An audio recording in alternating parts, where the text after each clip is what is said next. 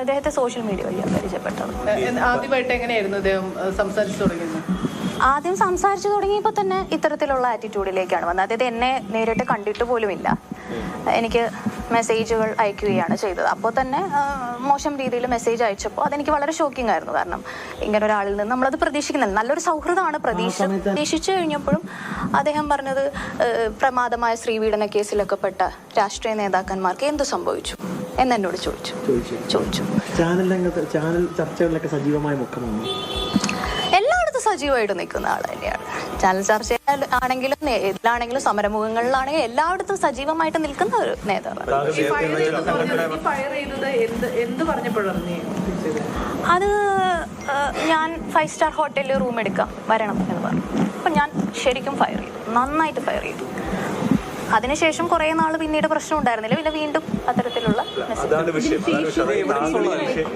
വിഷയം ആ പാർട്ടിയുടെ മുതിർന്ന നേതാക്കളോട് സംസാരിച്ചു.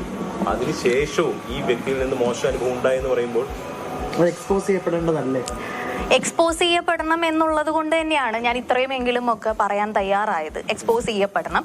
സമൂഹ മാധ്യമങ്ങളിലെല്ലാം ആ വ്യക്തിയെക്കുറിച്ചുള്ള കാര്യങ്ങളൊക്കെ വന്നതുമാണ്.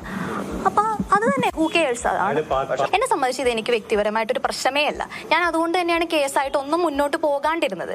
പക്ഷെ എനിക്ക് തോന്നിയ ഒരു കാര്യം എന്ന് വെച്ചാൽ സമീപകാലത്ത് സോഷ്യൽ മീഡിയയിൽ ഈ പറഞ്ഞ വ്യക്തിയെക്കുറിച്ച് ചില കാര്യങ്ങളൊക്കെ വന്നപ്പോൾ ഇത് പല സ്ത്രീകളും നേരിടുന്നുണ്ടെന്നും ഇത് ഞാൻ എവിടെയെങ്കിലും ഒരു സ്ത്രീ പോലും സംസാരിക്കുന്നില്ല, ഒരു സ്ത്രീ പോലും ഇതിനെതിരെ ഒരു വാക്ക് പോലും സംസാരിക്കുന്നില്ല.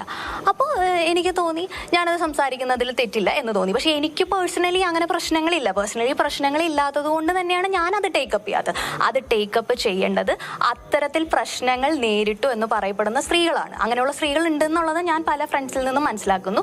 അവരാണ് അതിനെ കൂടുതൽ ടേക്കപ്പ് ചെയ്യേണ്ടത്. കാരണം എന്നെ സംബന്ധിച്ച് എനിക്ക് വലിയ ഹാമൊന്നും ഉണ്ടായിട്ടില്ല. പക്ഷെ ഞാനത് പറയാൻ കാരണം ആരും പറയുന്നില്ല, ഒരു സ്ത്രീ പോലും പറയുന്നില്ല.